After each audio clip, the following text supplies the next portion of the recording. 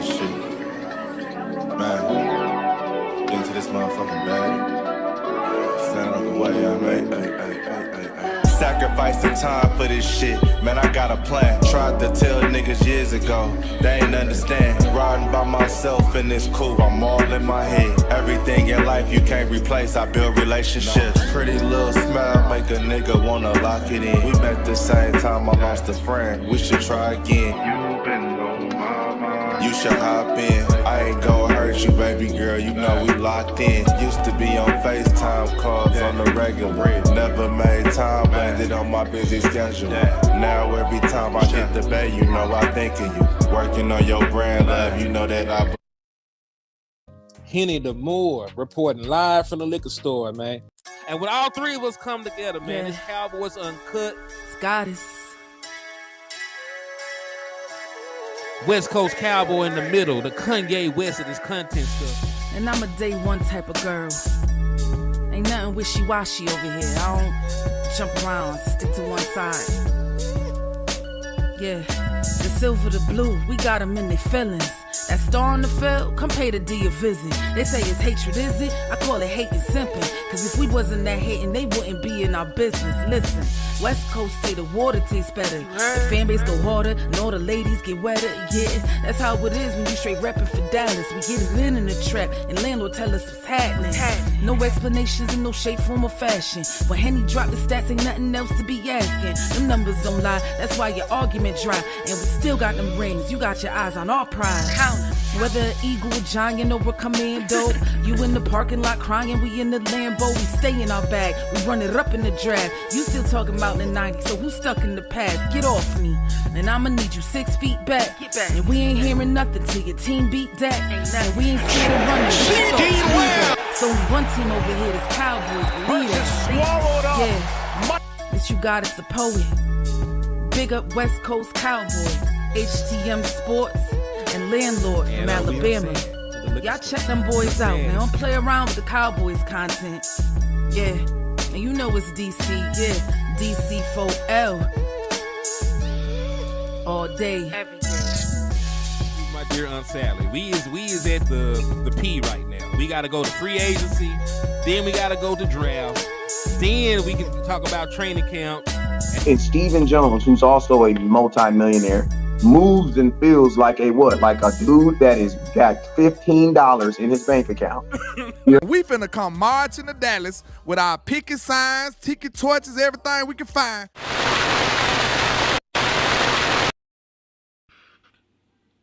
And we are live. What's good with y'all, man? It's your boy, Henny Moore, reporting live from the liquor store, man. How's everybody doing?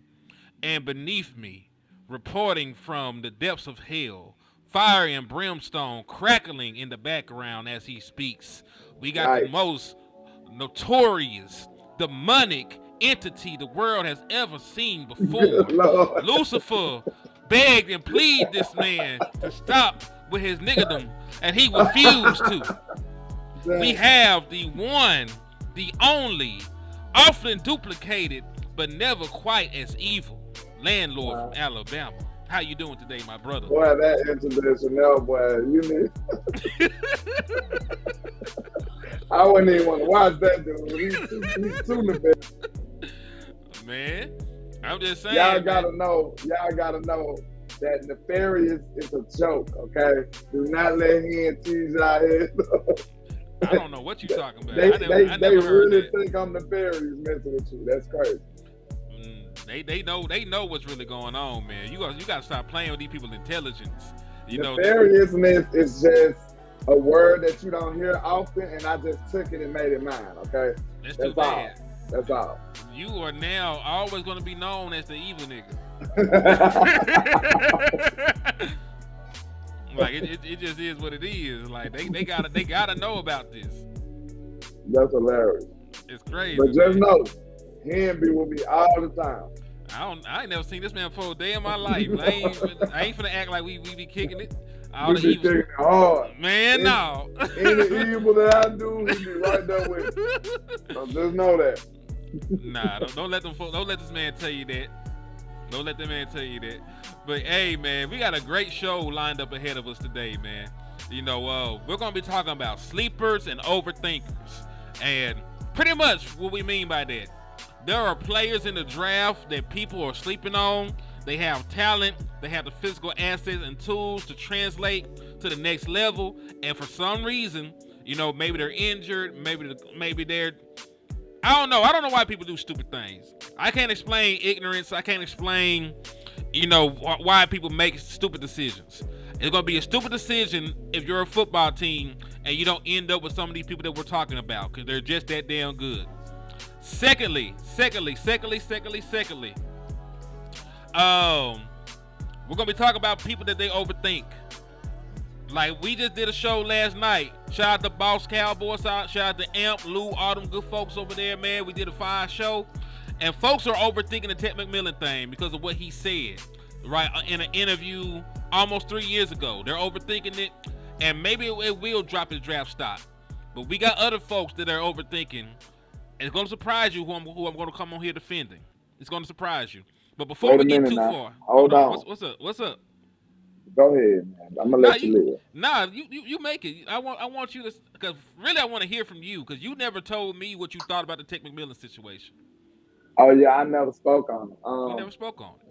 I know he said he didn't enjoy watching film and all that stuff. Like, man, you gotta think, if that's what you do all the time, sometimes it's gonna get tiring. Like, you know what I'm saying? I think that was him being young. He was younger on that video. And for one, I want y'all to understand, young people, that's kind of how he expressed himself. Meaning that it's like, it's other things that he'd rather be doing right now. You know what I'm saying? Like, it's not saying that he just hated to the highest degree because he wouldn't be playing football if that was the case. But what the case is, he was just a young dude. He probably wanted to go mess around with some women or something, or, you know what I'm saying? Like, run the streets. At 19, when he was 19? He about 19 years old. Y'all gotta ask yourself, what was y'all doing at 19? You know what I'm saying? Like, this man is in college with a microscope. And you know what I'm saying? With a microscope on his whole life. So, of course it get tiring. He want to be a normal 19-year-old that mess up like everybody else. But he's held to this high standard because of the career choice that he made. So, I think it's just, you know, overblown. It was just a young man making a young and dumb comment that he probably just was frustrated at the time. So, I mean, and I'm going to tell you right now, you don't get this far with not liking what you do or liking what you know what I'm saying, liking the craft that you took on. So, I'm not worried about that at all. I agree with you. Because one thing I want to also point out to what people are saying, like he don't love the game and stuff like that. You got plenty of players on your team right now that love the game, and they could not hold Tate McMillan jockstrap. Jalen Brooks, no matter how much Jalen Brooks loves football, and I think he loves football, it doesn't matter because he's not as good. He does not have the talent to surpass Tate McMillan, right? It doesn't matter how much Ryan Flournoy loves the game of football. He is not of the same ilk as somebody as a McMillan. If he was, he will also be regarded as a first-round pick, and he wouldn't be riding away on the bench, right? So just because you may love something more than somebody doesn't mean you're more talented. Secondly, I was just about to say that. No, go ahead. I was just about to say, like, that's why sports is real. Like, sports is important for a lot of men. It's important for women too, but for men, it kind of lets you, it shapes a hierarchy. Like, I don't give a damn how much you practice. You won't be 6'4", bro. Mm-hmm. You know what I'm saying? You just won't be 6'4". It makes you humble. It makes you understand what hard work and dedication will be able to accomplish in your life. Because it's like you said, Jalen Brooks, he probably a wonderful kid that watched football his whole life. And then Tate McMillan come out there and just dominate him. You know what I'm saying? Like, it doesn't matter.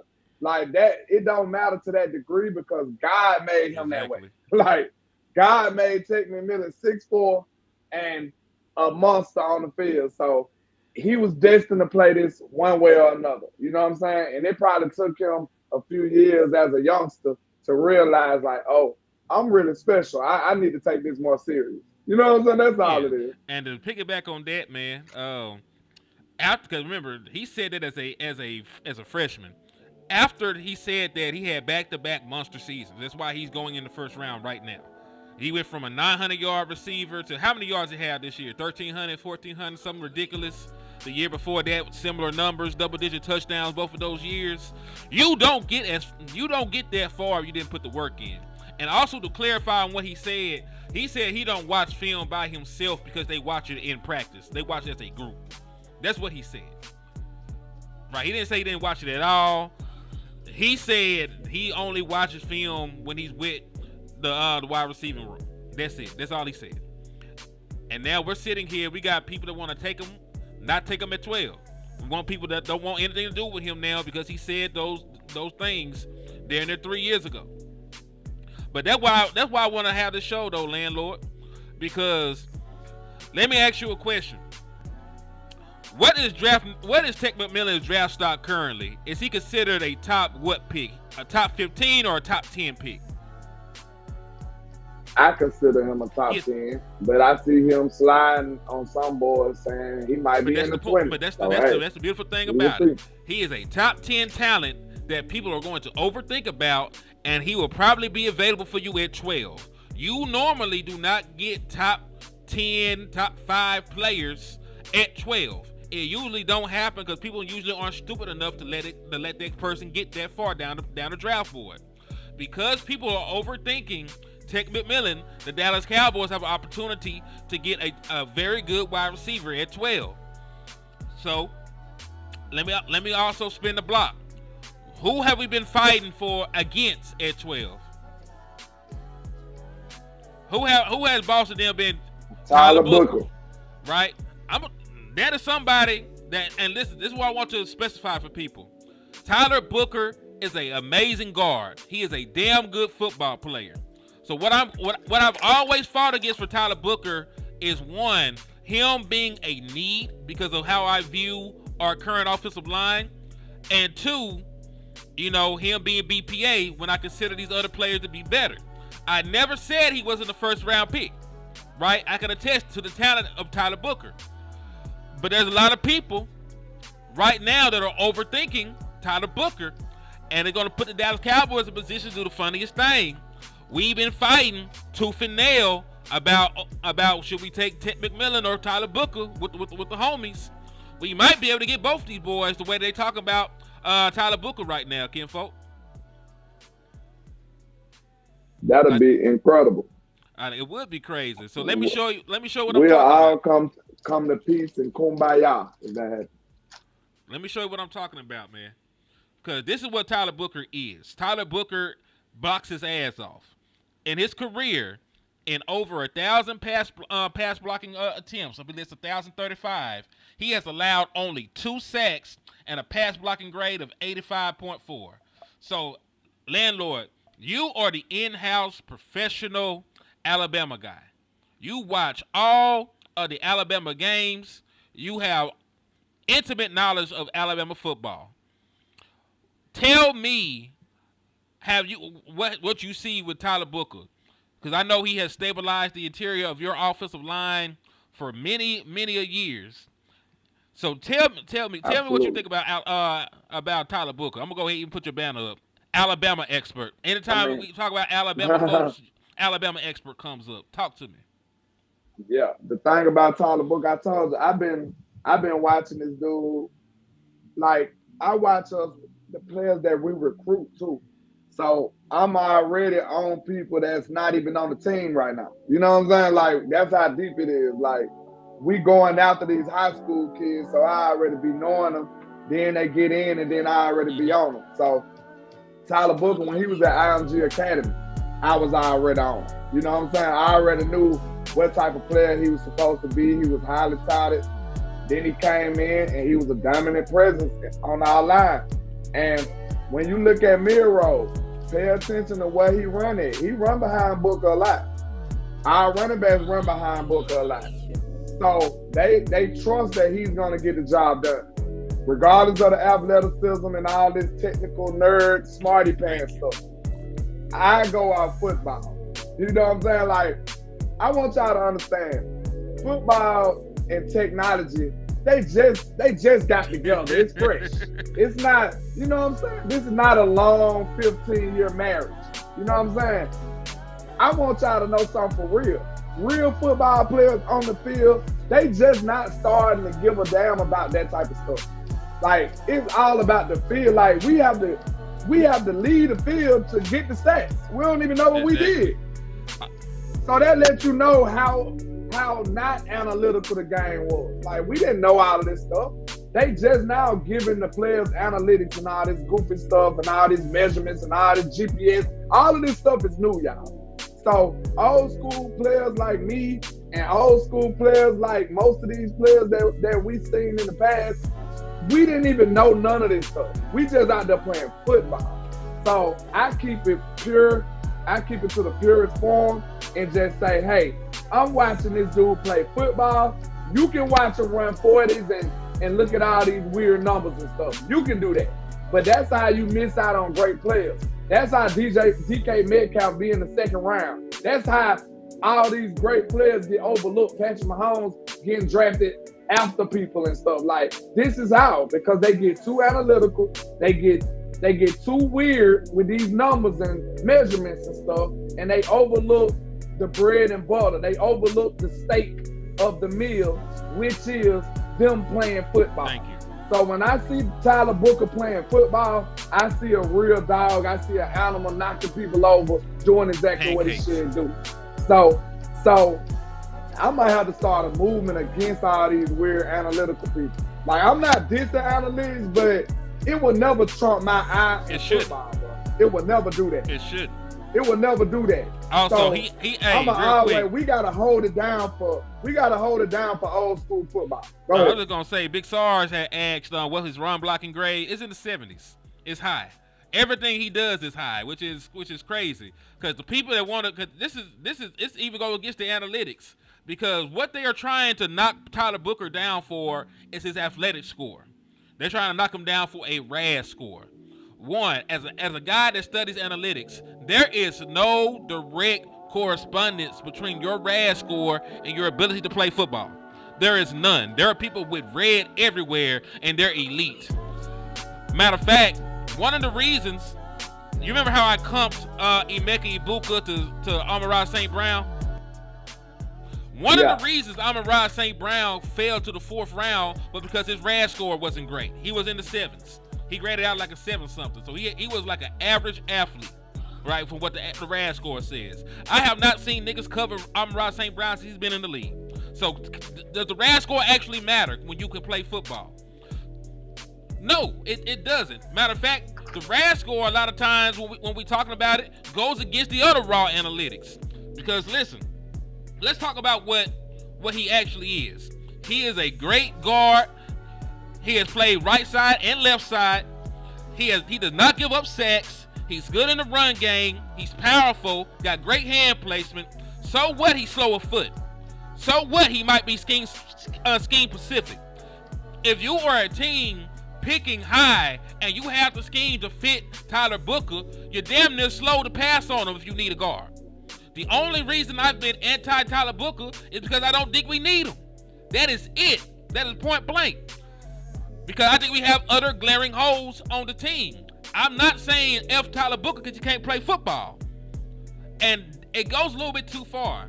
Because this man has done nothing but been a dominant interior offensive lineman since he's been in college.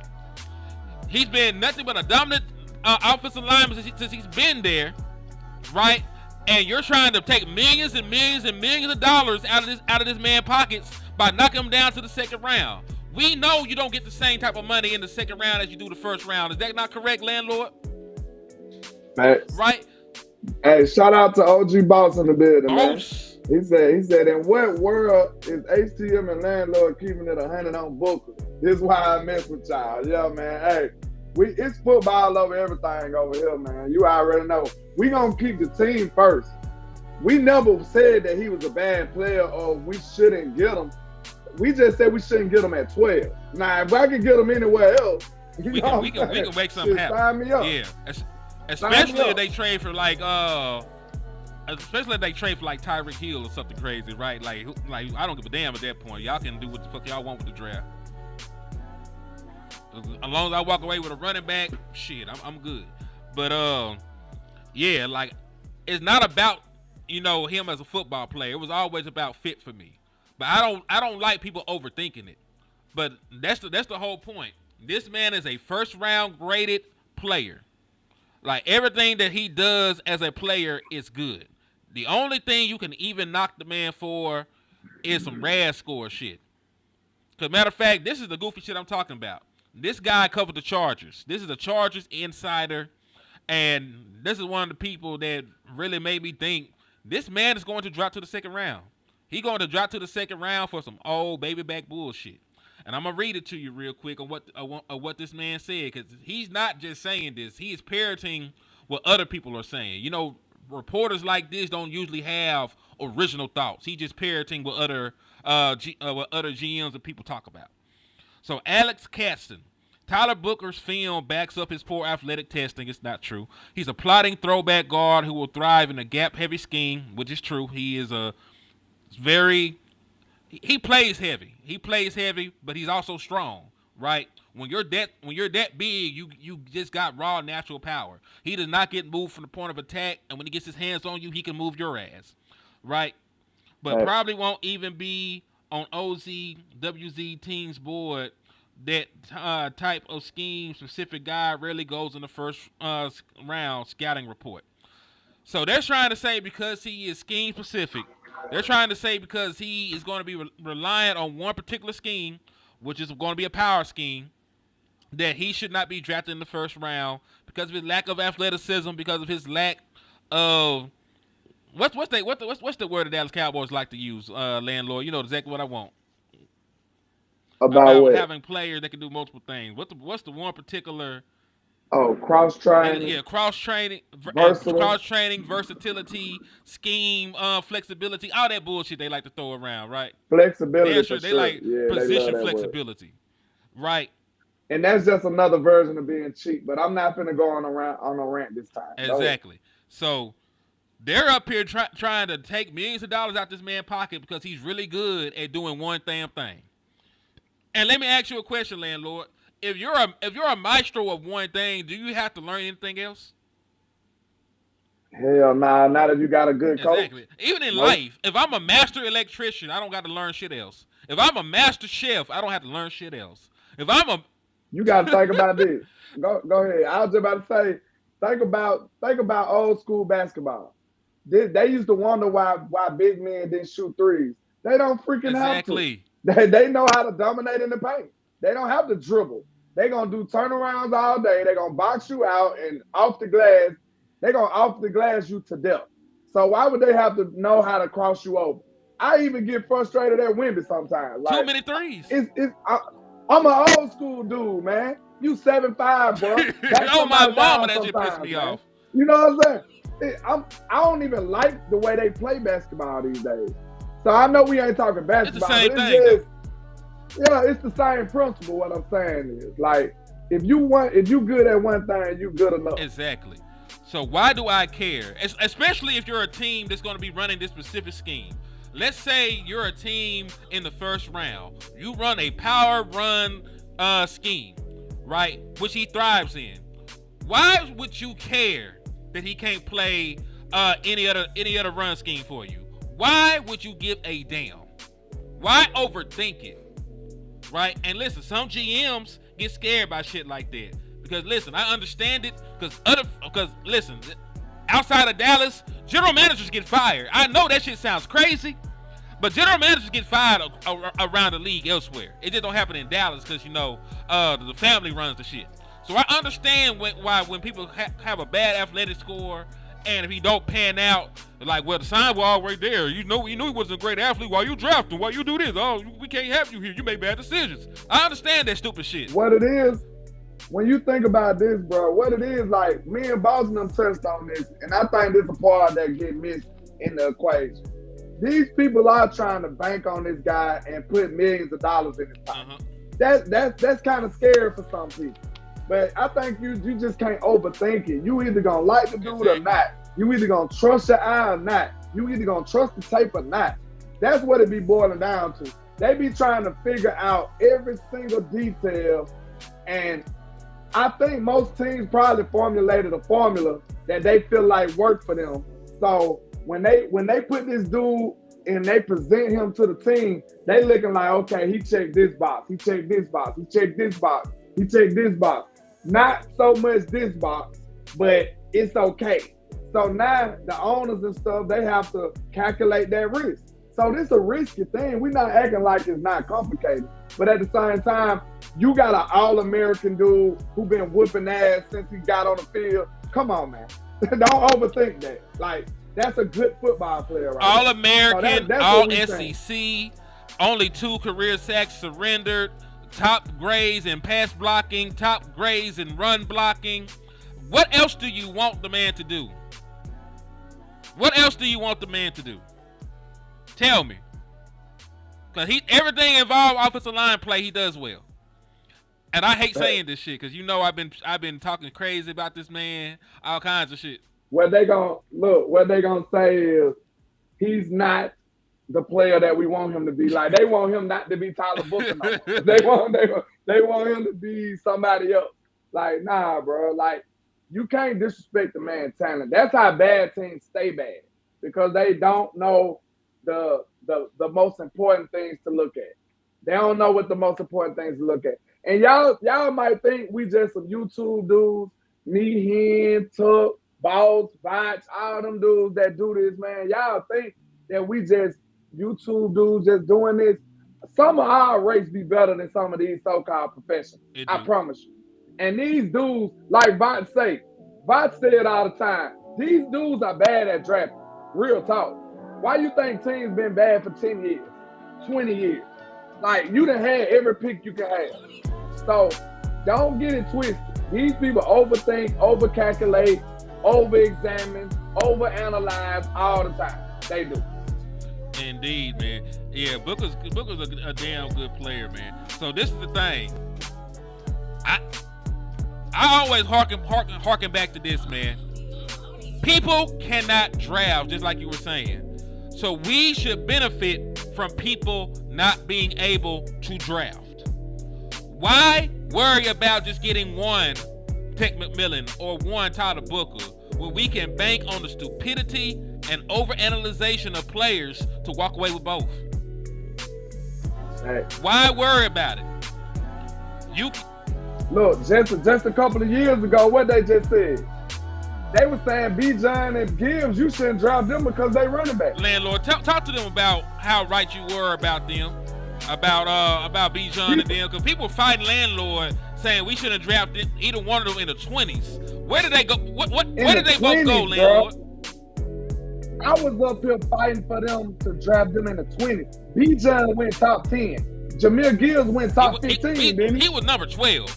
The pick we got this year, that's where Gibbs went. We went 12th overall. And like I said, I don't gotta beat on my chest for when I hit the lottery with this draft stuff. Because a lot of people that watch me, they know. Like I was battling the whole space. It was a debate. Should you draft Gibbs? No, they were saying should you draft Bijan in the 20s? And I'm like, what? I had to start telling people they not running backs, they weapons. Have y'all watched these dudes?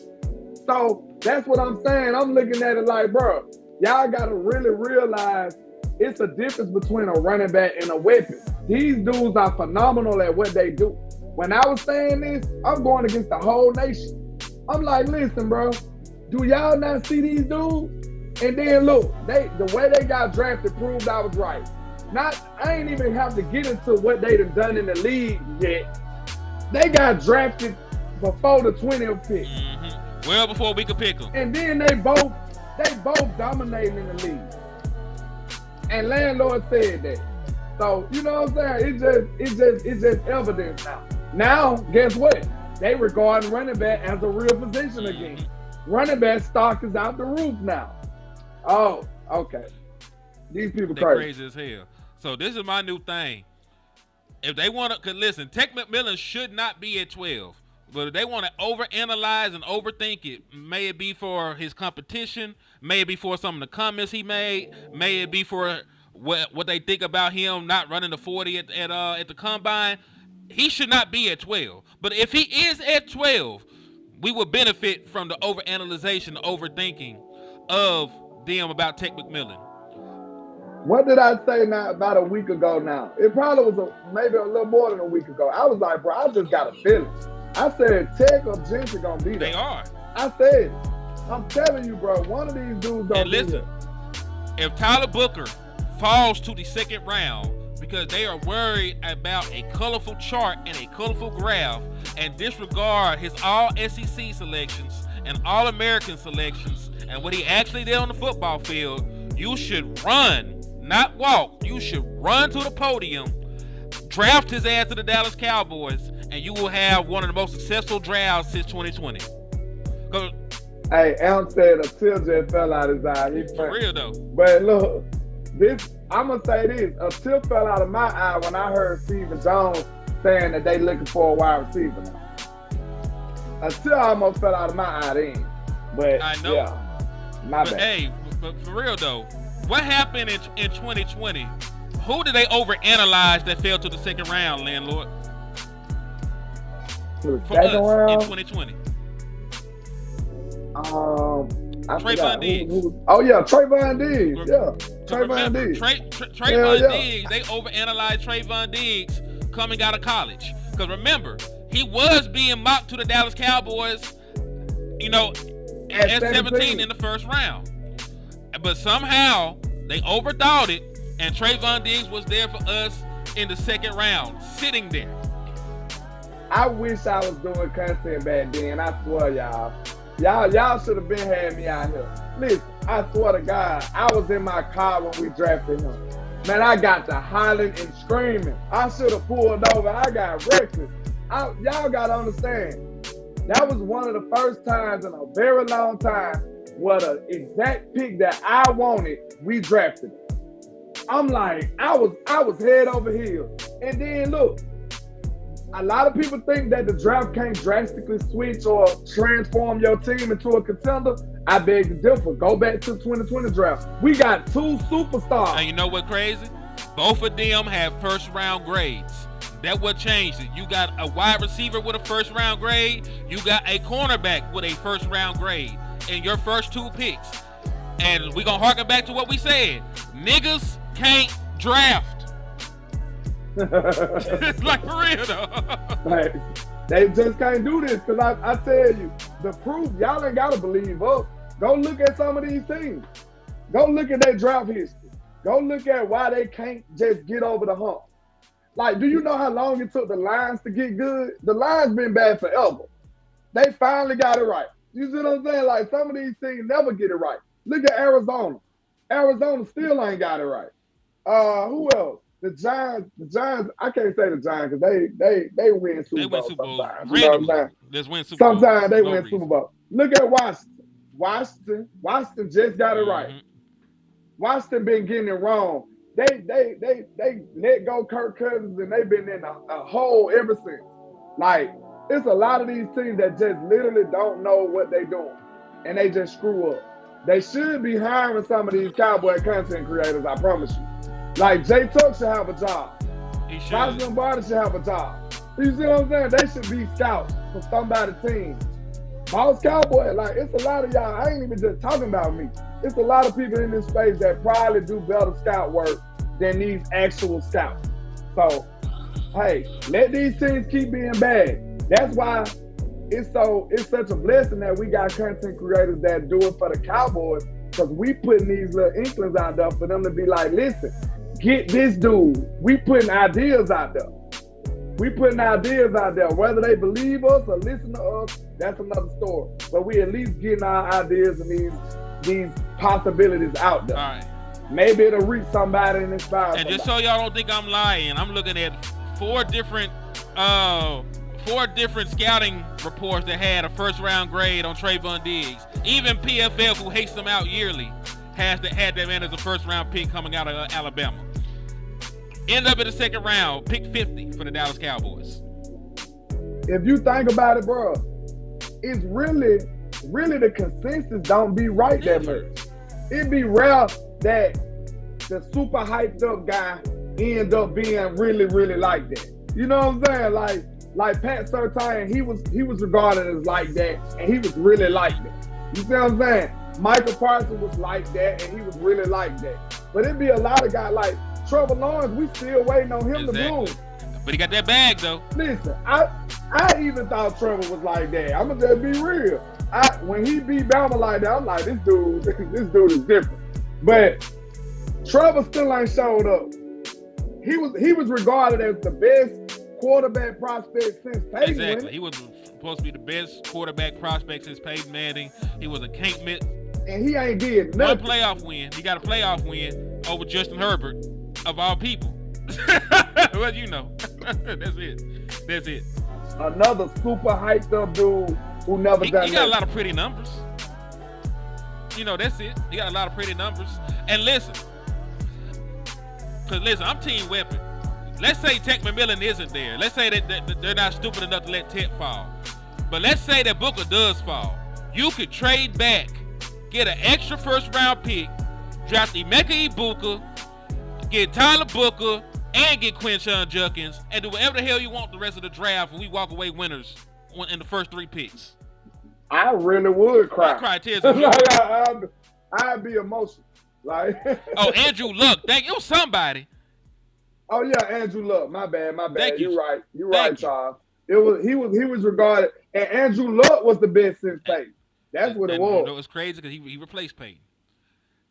And his career was short as hell, though. Listen, they refused to get that man offensive line help. He said, "F it." That man dipped. He's like he's the athletic director at Stanford right now. He just hired his old coach to be hired his old coach to be the head coach of Stanford football because he Hey, I really think Luck was like great. that though. I think Luck was gonna be a dog, bro. I hate he left so early like that. Yeah, he was a great player, man. Like I take nothing from Andrew Luck. But yeah, man. We done talked about the stupidity of teams already. We'll be beating a dead horse. They're overthinking Tate McMillan. They're overthinking Tyler Booker. We might fuck around and get them both and be happy as hell. So we're going to move on to talk about some sleepers. Because that's all I've been saying the whole time. I just was like, listen, bro. Can't y'all draft him in the second? Let us get our weapon and then draft somebody in the second. If he falls, hell yeah, I'll take him. Like, I don't even really care too much about what you do with the second round pick. Because I know I can get a running back in the third. I feel like I got to get me a receiver in the first, though. I feel like that's what the cream of the crop is. Yeah. That's all. Yeah. And listen, like we all said the other day, if we were not in position where we're starving for help at wide receiver, starving for help at running back, starving for offensive line help, starving for cornerback help, we wouldn't have any damn boss battles with each other. Yeah. Like, man, if we had a dominant wide receiver on the team already alongside CeeDee Lamb, we wouldn't be fighting like this. If they had a guy they felt was better than my guy Brock Hoffman, they wouldn't be fighting for their lives. You know, I want y'all to know this ain't a good sign for Shotty, in my opinion. What you mean? I know this sounds crazy, but at least when Mike McCarthy first started, Mike made sure he covered everything. Real talk. We went into the draft able to draft BPA on my life. Go look it up. People act like Mike didn't do nothing right the whole time he was here. But you remember we even got a backup quarterback. That was the first time ever under Mike McCarthy. We went and got Andy Darrell. You remember we ain't never had no backup quarterback with Jason Garrett. We ain't never had. There were so many things we used to need with Man, we had so many holes with Jason Garrett. Mike McCarthy came in and filled every single position that we needed. I ain't saying it was like the best players ever, but it was like respectable players. And then we went into the draft with BPA. Mm-hmm. But one thing about Shotty, they not giving him that. Think about it. We got so many holes on this team. And that right there made me feel like Shotty done submitted already. Cause think about it. What can he do? What is his expectation? He can't have any expectation right now. You can't have many expectations with this many holes in your team. So matter of fact, man, before we talk about some sleepers and shit like that, let's talk about some of these Stephen Jones comments, and then we'll talk about our sleepers and shit. Yeah, I wanted to I touch know on you that. did. So first, these are all by John Machota. If you ain't following him, you're missing out. Always got top of the line Dallas Cowboys content, news. You slipping in your cowboy Yeah, pencil. man. You always get some up to date stuff when you rock with John Machota. So if you're a Dallas Cowboys fan, you need to tune in. Right, tap in. So he said Cowboys EVP Stephen Jones on teams wide receivers. I really like our room. At the same time, that's what fucked me up though. Like he ain't like he said that to be nice to start it off. I really like our room, but Cause you still need need them, bro. You can't just dog them out. at the same time though, obviously losing Brandon Cooks in free agency, we're still open to looking at a really explosive number 2 that could upgrade us. So like that nigga just let it hang out. Like yeah, dog. Like I like these niggas, but I don't like these niggas like that. I want y'all to, bro. Listen, I think what CD said was very underrated. Cause people looking at it just like, he just said, give me some help. Man, do y'all understand? CD gotta be with these dudes every day. Yeah, you gotta walk in the locker room, look at them in the eyes, like. CD locker is around them somewhere, bro. Like they in the same room all day with film. They running the same drill. Do you think that's something that CD wanted to have to do? And then you want the young players to feel like you believe in them. You do. I just want y'all to understand what kind of boiling point that CD Lamb had to get to even say something like that. I mean, let's piggyback on that. Him and Dak Prescott reportedly reached out to Cooper Kupp and asked that man to come to Dallas. And the only reason Cooper Kupp is not a Dallas Cowboy is because Jerry Jones and them said, nah, man, we can't do that. We can't pay that. Dak and CD up here Co-signing. co-conspiring, trying to get a receiver over here, and it's still That's what I'm saying, dog. So when he says this, and listen, I know the Joneses. They're either going to A, sign somebody, or B, they're going to draft somebody. I don't believe a trade is, unless they are able to finesse the shit out somebody. I don't really see a trade coming to fruition. I know people been talking like because Tyreek Hill sort of wants out. You know, some even posted some cryptid ass tweets. So I don't really. You think it's too That's big, what I'm saying. I think we could pull out plenty of trades. It just won't be no. You gotta, like I said, boss know the criteria, bro. What we looking for? It gotta be an underperforming, highly regarded person for cheap. Now you can strike like that sometimes. You know what I'm saying? That's who Cooper was. It went cheap because a lot of people thought we overpaid for Cooper. Y'all remember that? They swore that we got bamboozled in that deal. But Coop just ended up being a baller. You see what I'm saying? So our ideal trade situation would have to be like one of these young dudes that got a lot of potential who can't warrant too much money. Mm-hmm. So that's why I said on Twitter, I'm looking at the Colts, bro. The Colts got so much young talent at receiver, bro. It's ridiculous. That's who I want. They got A.D. Mitch over there. They got Josh Downs over there. They got Michael Pittman over there. Like, they whole receiving core is ridiculous. And they got Anthony Richardson as the quarterback. Yeah, they made a horrible mistake bringing Anthony Richardson in. I ain't going to hold you because they drafted that. Why do you have so many receivers with a quarterback you don't even know like that? You don't even like him like that. Hey, man, he can run. He just can't throw, and that's the bad thing. You know. I mean, when you're a quarterback, I need you to be able to throw. Like, just imagine if I told you, I got a running back. He can't run, but he can like, throw. What is this? Oh, Lord. So, yeah, I don't know. They said they're going to try to upgrade wide receiver too. We'll see what happens. You know, it tends to me to feel like they'll probably use a first or second round pick on a wide receiver. Because I've been waiting for 2 years, so it only took 2 years for them to catch up. I ain't mad. I ain't too mad All right, about it. let's move on to what they said about running back. Cowboys EVP Stephen Jones, while talking about this year's draft class, I think the running back. Oh, my wife's home early. Oh, God is good. I think the running back group is really stout compared to past years. So I think there's great opportunity to pick up a young back. Also, he said that the acquisitions of Miles Sanders and Devontae Williams would not stop them from drafting somebody. It's not in here, but that's also a quote from John Machota.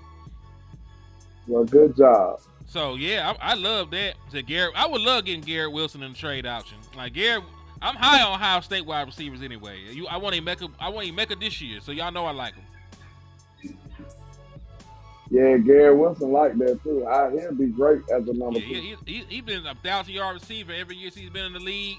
He still got 2 years left on his contract, and he's the kind of guy you gotta get the ball in his hand, man. He'll be a great compliment to CeeDee Lamb. He'll be a great compliment to him. But what you're thinking, man? How early? I'm gonna ask you. How early do you think the Dallas Cowboys address running back? It depends on how this board falls.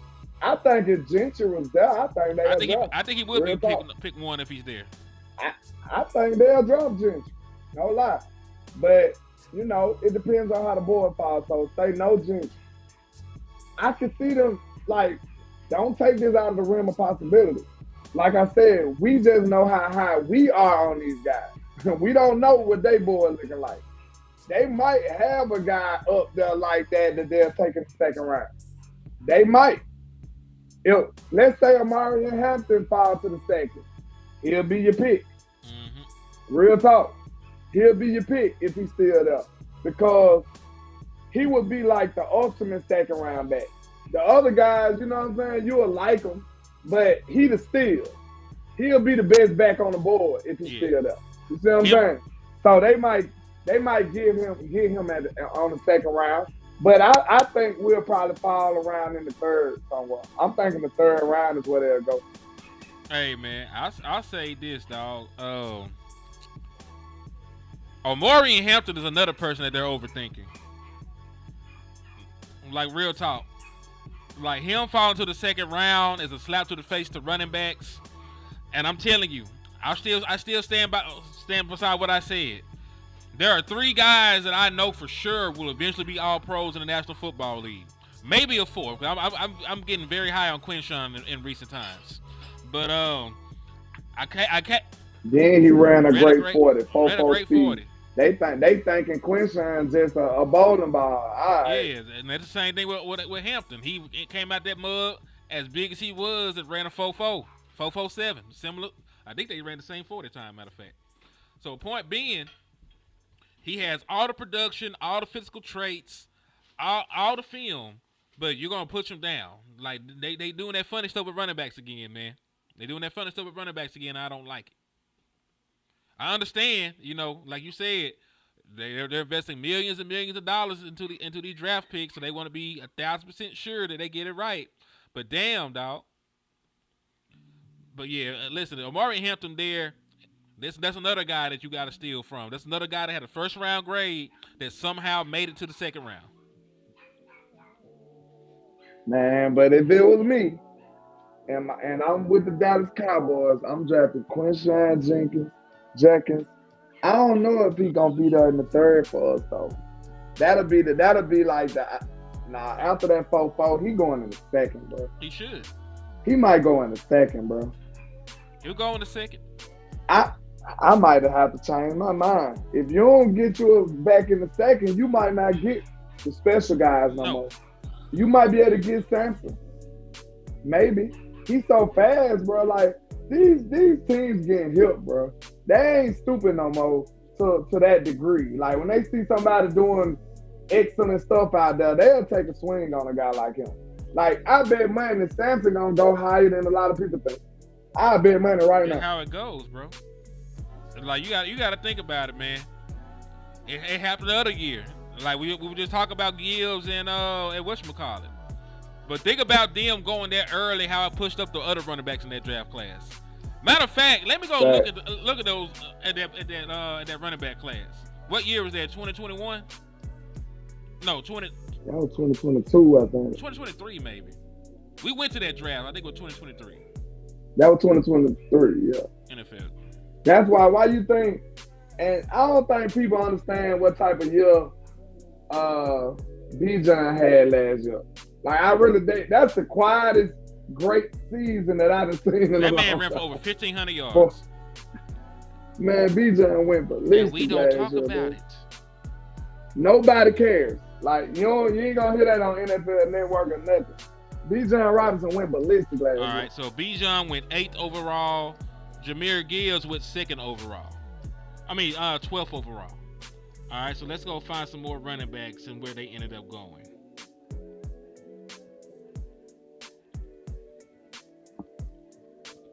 Both of them boys top 15, and they told me I was crazy for trying to drop them in the 20s. Lord Jesus. Zach Charbonnet ended up going at pick number 52. So you got 3 running backs in the first 60 picks so far. Who was it again? Zach Charbonnet from UCLA. You remember he went to... He been underwhelming. He ain't did nothing. I don't know. He might be a candidate. What's going on? I gotta go see. We gotta do some research on him. That. All right, let's see. Next running back. Because everybody liked him. Didn't he come out of UCLA or something? All right, everybody liked him. Kendre Miller went to the Saints, TCU. He hasn't done much of anything. Even though I think he has talent. And this is why these GMs have that scared money. Tajay Spears, though, he been hooping over there in Tennessee. Oh, for real? I like him too. Coming out of Tulsa. Oh, Tulane. You know, one of the small schools. New Orleans. Devon A-Chain, Texas A&M. We know what he's done so far. A-Chain was going crazy, yeah. Tank Bigsby. Miami. Bigsby has taken the #1 running back role in Jacksonville. He was the next running back taken. Okay. So, that he out of Auburn, ain't it? Yeah, Tank kind of hard. He's good because he took ETN job from him. Ain't nothing happened to ETN. He took his job. Oh, okay. Let's see who else is here. You gotta earn a nickname like Tank, bro. You gotta earn that. Roshan Johnson out of Texas. I don't know what the hell he did. Cause I don't keep up with the Bears. I'm excited to see what Brooks gonna do next year. That man got hurt on his first game. Sad. Is he? That shit was so sad. He was supposed to be hard. Is he even gonna be able to play? Well, it happened so early in the year. He should be healthy. We gonna see. I think that man got hurt a little bit later in the season, dog. No, bro, he got hurt on one of the first carries of the season. He wasn't ready to start the season, so I know it was in the middle of the year. Jonathan Brooks. Yeah, I know it was in the middle of the season. He wasn't healthy to start the season. He was rehabbing coming into the league. Remember? Well, what it was then, it was still one of his first carries. It was his first carry. It was like middle. It was like middle of the season. Yeah. Like that shit's sad, dog. And he a country boy played down in Texas, man. I don't want nothing bad to happen to him. All right. You know what I'm saying, country? Yeah, you remember we wanted to take a chance on Jonathan Brooks. We knew how talented he was, but he was an injury guy. They said Miller being hurt. Okay, so Miller been hurt. Ugh. All right, but yeah, so that was a very deep running back class, though. I don't even think that's fair to compare because they both gonna be deep running back classes, but that's not. You remember that's why we was mad we didn't draft one. This is not the norm. Have running backs go that late and still be productive. And we go up there and draft. That's when we drafted what's it called, Lil Legs, right? All right, next order of business. Yeah, Bucky Irvin balled though. Bucky Irvin was amazing. So Bucky Irvin going crazy. Yeah, so there were some running backs in that draft class that end up being good. Tank Bigsby ended up being good. Bucky Irvin ended up being amazing. So the running back class for the most part panned out. You know, outside of injuries, like 2 of the guys y'all said ain't did nothing been hurt. You know what I'm saying? So like I'll give my olive leaf for that. All right, then he said Cowboys EVP Stephen Jones on the knee injuries of the Morgan Overshown and Trayvon Diggs are working their way back. We don't know when we will get these players back. They have significant injuries. That's a good chance that they may not start for us when the season starts, they may not be available. That's fine. I hate when they rush them folks back any damn way. I'm fine with that. If they're not ready to start the season, cool. I'm fine. True. Trayvon Diggs is probably in the position he's in right now because they brought her back too quick. Probably so. So I'm not even gonna hold you. I'm not gonna go dwell on that. Let's talk about these damn sleepers, man. We're gonna start with one of your guys, man. It's an Alabama dude, Malachi Moore, safety / slot. Tell me a little bit about, man. Hey, I'm man. gonna let you cook, dog, because I told you. Anytime we talk about these Alabama dudes, anytime we talk about your fellow hillbillies and country bumpkins, landlord will be Don't talking. do that. Alabama expert is on the screen, so you will talk from here on out. Yeah, Malachi Moore, I believe he got a highly decorated college career too. But I'm going to just talk about what he do on the field. Like, the dude was one of the leaders on the defense.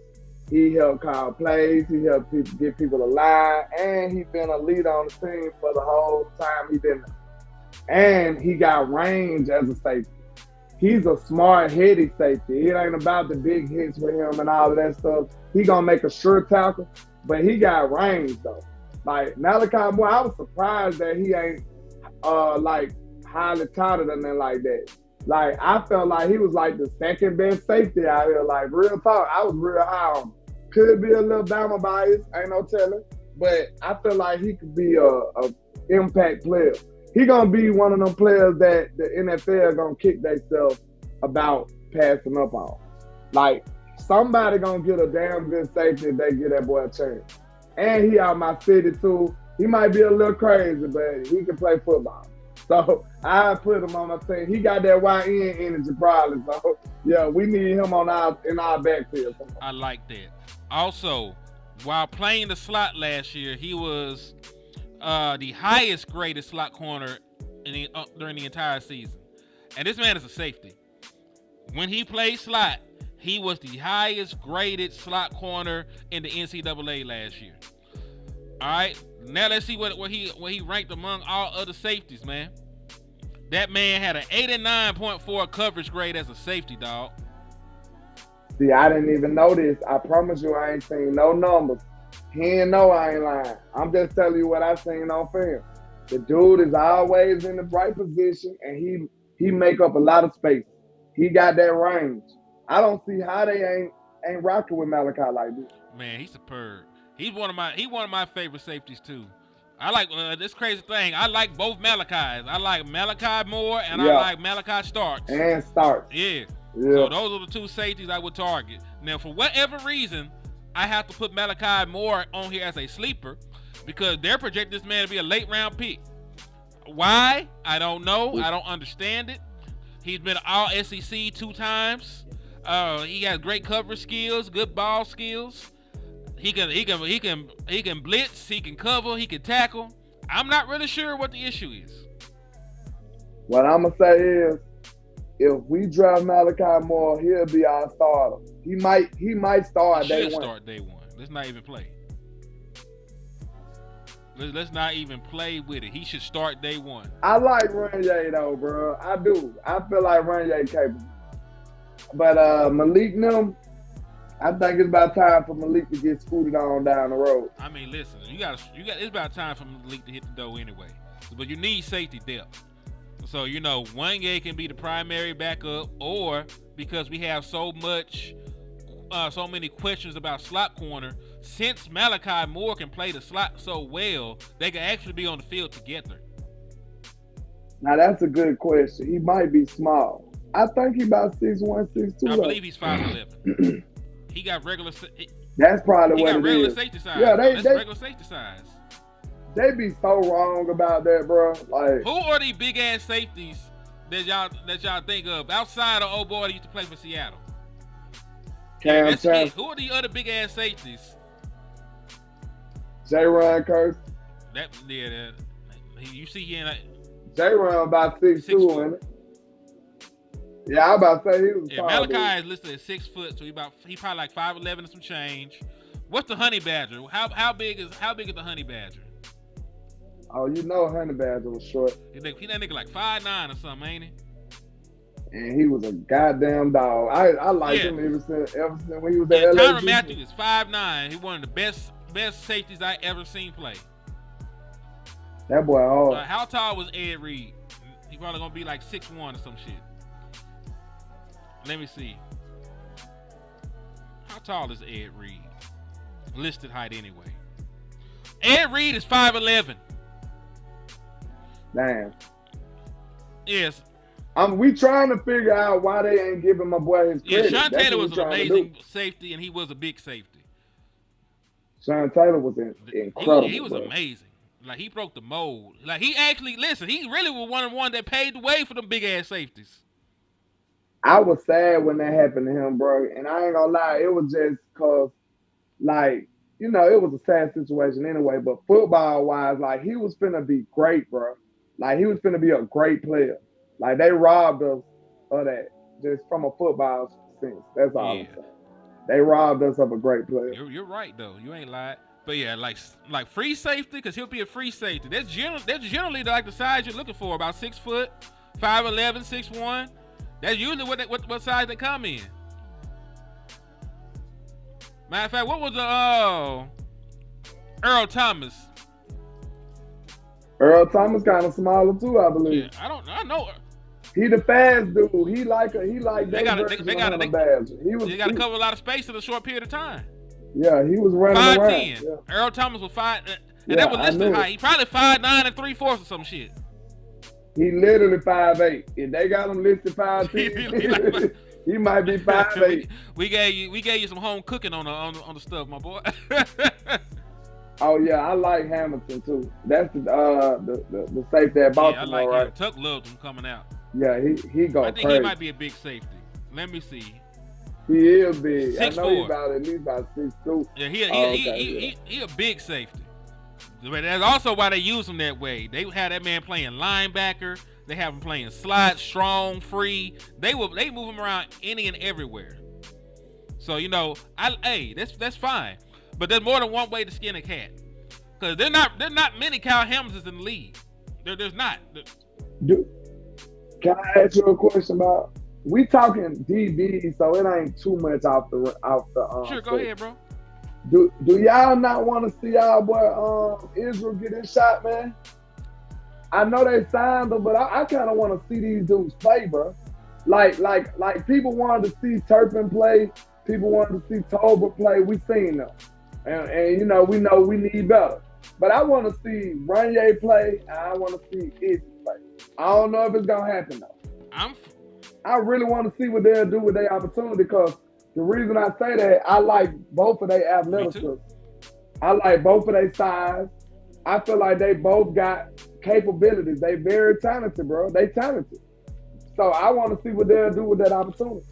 But I don't know And if we're Izzy is see 6'4" as well, so he's in that mode of the big safety y'all like. So I don't mind Izzy getting an opportunity. It's just gonna be up to how they view Izzy. If they're gonna give him an opportunity. And listen, you talk about Izzy. I want Marquise Bell to play, so he got re-signed. We don't even talk about Marquise Bell getting re-signed.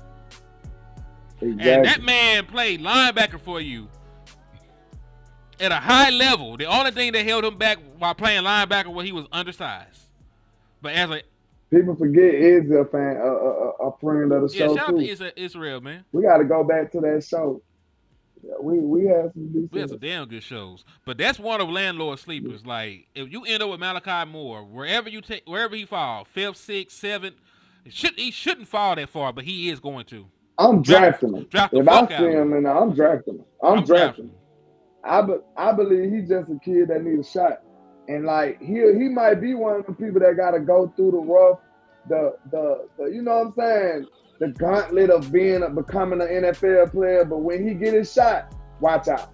All my word, Malachi gonna show up and he gonna be a baller. All right, so I got a sleeper for y'all, and guess what position it is? It's What? a damn guard.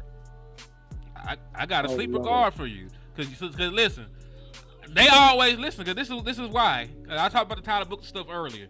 They always want to push, for us to get second round and third round wide receivers. I would have found y'all niggas a guard, so we ain't gotta have this argument no more. I got you, guard, dog. It's gonna be say less, dog. I'm a hold on. Let me make sure this shit loaded in though. I hate to come on here talking shit. I ain't got my stuff lined out. I got you one, man. I got you a nigga from Georgia, Tate Ratledge. Now listen, Tate is a damn good player. He's been one of the highest regarded offensive linemen in the NCAA for the last 2-3 years. You hear nothing but great things about him. He does not give up sacks. Matter of fact, in 2023, when they won the national championship, he didn't give up a sack. He didn't give up a single damn sack. He only gave up one quarterback hit the entire year, and he had an 87.1 pass blocking grade. Right? That's when they won it. That's when they won it. And listen, I don't put a lot of stock in the RAS score, but his is good. If you want to ask if he's a good athlete that shows up on film, his athleticism does show up on film. He has one of the highest RAS scores out there. Nigga posted a 9.96. And listen, he played in the SEC. How many times do amazing gangster ass defensive tackles come out the SEC, dog? Matter of fact, I got one on the pipeline for you too. When we talk about SEC player. Oh yeah. We'll talk about him shortly. But we already seen the Jalen Carters, who was his teammate. So he practiced against Jalen Carter for years, right? Right. So this is my thing, man.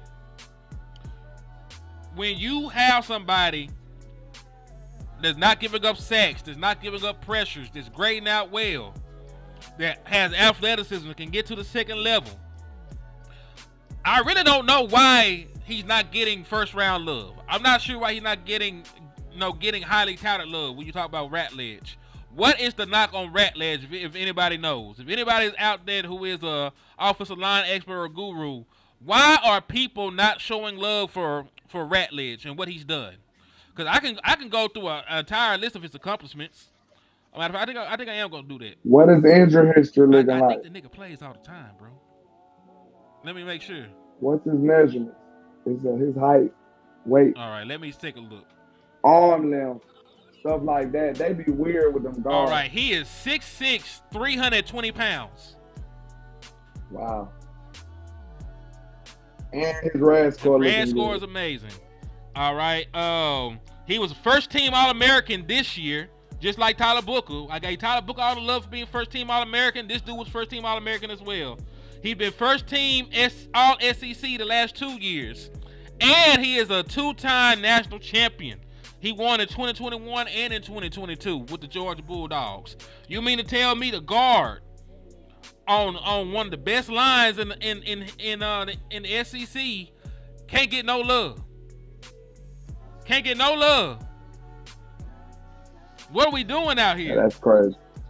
Nope. Overanalyzing, overthinking. And listen, I'm sure Lou will hit me up like, hey man, this is not what I don't like him because of this, and this. I'm gonna send you the film, nigga. I'm like, all right, cool, that's different. But dog, for what I've seen, I only watched like a game and a half of them. I only seen a game and a half of them. This nigga can play. He out here serving up pancakes. When people try to bull rush, he's not people are not moving him, and he's going up against top tier competition, dog. So I'm not really sure what the knock on Ratledge is, but they got him with a mid-round grade. They talk about he might be a third-round pick. I would take the boy. If we get weapon round 1 and round 2, if we go wide receiver, running back, I would take Ratledge in the third round. I wouldn't mind him either. He said he only did 25 reps on the bench. We got to listen, man. He played strong. Because listen, I feel like it's an entirely different animal using your leverage, anchoring yourself, and fighting off another grown man than actually bench pressing. You know what I'm saying? Like, I could probably throw around the bench press a couple times. It doesn't mean I'm as strong as these niggas. At least functionally strong is different than on the weight bench. You know what I'm saying? Being functionally strong is way different. They said position flex. That's crazy. If you are elite at one thing, why do I care if you can't do anything else? Landlord, Yo. you're good at your job, right? You earn a living. Yep. Do you have to be good at anything else? If that's your profession, that's what you want to do in life. Like by the letter of law. Nah, I don't have to be a great person at origami or nothing like that. That's what I'm saying. Cool. If you're a master, I said it earlier. If you're a master electrician, you don't have to learn another skill. If you're a master artisan, you don't have to learn another skill. If you're a master of anything, you don't have to know anything else. You can earn a living just with that one skill that you perfected. Right. So I don't get it. If position flex is why he's falling down the draft board, I don't get it. He's one of the best guards in the SEC. He's played the top level competition. He helped them win 2 national championships with his play because they were able to run behind him. I don't get it. I don't get it at all, bro. So real quick, because I know you got a defensive tackle, but I do feel a little icky not to talk about wide receiver. I got wide receivers. Let's do it. You speaking my language. I gotta keep you preoccupied, man. I know you. I got the feeling you're trying to escape and go sell more dope, flood the streets. So I gotta protect the neighborhood, man. I gotta protect our people out there. So landlord, what if I told you the wide receiver in the SEC with the most yards was being overlooked? What if I told you this man led the entire SEC in receiving yards and he might not even get drafted? If you would have told me if you should have showed me that he was from Arkansas, you would have been good. But now I know he's not. I'm just wow. Saying. But nah, I'm interested. What's his height and stuff? What is what? How tall is he? 6'4", ran a 4.5, amazing catch radius. Played with a run-first quarterback and still put those numbers up. And everything he did, he got in 11 games because he missed the first game with injury. Okay, Arkansas expert, tell us more. All right. So he has an amazing catch radius. He has great athleticism. He's not the best route runner, but he runs routes well enough. He does create his own separation most times. And if you actually give him an opportunity with a catchable ball, he has a catch radius that can bring it in. He'll win a bunch of 50 balls for you. So, and this is the thing. He did this in the SEC, like we were just talking about. And listen, I might be a little biased. Like I am SEC biased. I won't lie to you. That's what I talk about. Right? That's what I know. I talk SEC football because that's what I watch. But he doesn't have an injury history. He don't really miss time at all. I think he might have missed 2 career games in his entire time in college. You know, I am the Arkansas guy. So he don't miss a lot of time. He got great athleticism. He played with a quarterback that can't throw. I want to keep throwing this out there. I got nothing but love for Jalen Green, but the man cannot throw. He is a dual threat quarterback and is really like a one threat quarterback. You know what I'm saying? So to do what he did against top caliber competition with a quarterback that can't throw, and look at his grades. This is grades against all coverages. This man posted an 80+ grade against man and zone. He's the only wide receiver in the draft to do that. He beats every coverage. He beats zone. He beats man. He has the catch radius. He has the production. I just don't understand it. I don't get it. I don't get it, bro. That's insane. That's an impressive resume, and they just yarning on the man. So this is scouting report. I'm gonna read it to you real quick. And look, don't forget, you got a number 1 draft pick. You got a first-round draft pick in the SEC at wide receiver. That's true. They said he's gonna be 25 this year. Maybe because he's old. And he said he just outdid him. Yeah, they said he about to be 25. I ain't worried about that. You know what I'm saying? Especially if he's gonna be a late round pick any damn way. I understand not investing. I ain't lying. That is kind of different though, because 4 years, 1 contract, he almost 30. Denver just drafted a nigga with 27. Oh, they smoking. They smoking something good over there. It's legal It in is Denver. legal in So Denver. they high. They high. They high. Yeah. They tripping. So listen, if you use a late round pick on them, that's fine. I understand. I understand that. If you bring him in as an undrafted free agent, that's fine. But you also got to look at it from a different perspective. He's already mature. This is a grown-ass man, if that's the case. He's not going to have those kind of mental lapses and shit like that are associated with a lot of rookies then. This is a grown-ass man. But I'll just talk about the scouting report. This is what they say about him. Imposing catch radius with vice grip hands that pluck the ball away from his frame. Consistently wins in contested situations where smaller corners can't match his length. Plays with controlled physicality at the catch point. Uses his 6'4" frame to wall off defenders. Shows impressive ability to track the ball in flight, adjusting his body and maintaining concentration through contact on deep throws. Creates more after the catch than his testing numbers suggest. Runs with surprising anger and shows slipperiness in open field to make first tackle a miss. Reliable chain mover who delivered 34 first down conversions in 2023. Quarterback's best friend on third downs and scramble drills. Displays legitimate red zone potential with his size and jumping ability. Can elevate over defenders and secure jump balls in tight windows. Brings competitive toughness as a blocker. Willing to stick his nose in and create lanes. Shows more effort than technical refinement, but attitude is there. Proved his production was no fluke against SEC competition. Actually improved his consistency and reliability against top-tier defensive backs. So the better the competition, the better he played, actually. So, man, listen, I'm not saying use one of your top picks on Andrew Armstrong. I'd be biased. But if he's going to be somebody in the late rounds, like, you could burn a 6th round or a 7th round pick on this man. And you get a wide. How did he get used in the clutch? He was coming through in the clutch. Arkansas was not coming through in the clutch. There were times they couldn't even get the man the ball. I be trying to figure it out, bro. Why are they looking over these people? I mean, to be fair, what's crazy? It might just be. It might be Arkansas. The last time an SEC player led the division in receiving yards and did not go in the top 3 rounds was also an Arkansas player, Kobe Hamilton. He ended up going to the Steelers in like the 5th round. What did he turn out to be? An okay player that he got in trouble a lot too. So he ended up out the league and shit. That's why he was a late dude. Yeah, so, but everybody else leads the SEC in receiving yards. It's a story. They talk about it. They get drafted high.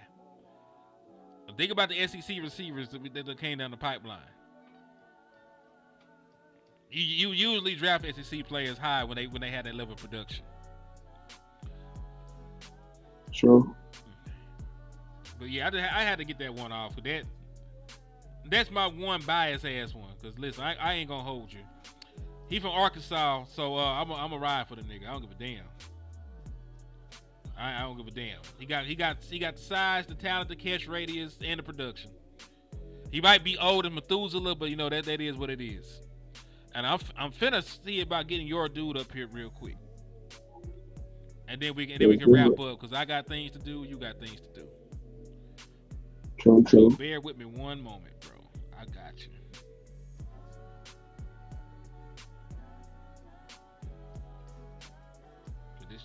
Yeah, man. But like we said at the beginning of the show, some people value other things outside of football, and they get them in trouble all the time. Give me what he did on the field over all that other stuff. Because I promise you, it be dudes that sound good on paper, but when you see them on the field, it's a whole nother story. So I prefer somebody who's actually doing what I want them to do on the field. So, landlord, this is your guy. This is Omar Norman Lott, defensive tackle from Tennessee. You put me on the boy before the show started. Actually, I ain't know nothing about him, but I'm finna go watch him now. So tell me what you saw from Cuz. Yeah, he was wrecking games, bro. He was real disruptive. No lie, he was having the run game, and he's getting some good pressures on the quarterback. He'll know that can't be stopped. I'm telling you, like he's manhandling people out there, and this coming from Tennessee, and this the big boy league in the SEC. He handling SEC guards like it ain't nothing. So he might have the level of play scrum that you need to be effective in the league. We'll have to see. But I think he's getting overlooked too. I think he'll be a good sleeper pick. He'll be somebody that can contribute shortly. He might not be day one, but I can see him becoming a real good player, making like a 10-year career for himself. He's gonna be one of them players that stick around. Mm-hmm. I like that too. Cause listen, we need defensive line help. 3 tech and 1 tech, honestly. And at his size, he'll be a 3 tech at the next level. But with that pass rushing ability, because he has an 18.9. Excuse me. Boy got an 18.9 pass rush win rate, and that was the best among all defensive tackles. So when it came to getting pressure, annoying the quarterback, there was nobody better last year. And I did not know this shit. Landlord probably ain't know these numbers. He eyeballed this nigga, said he liked him, and he would like that.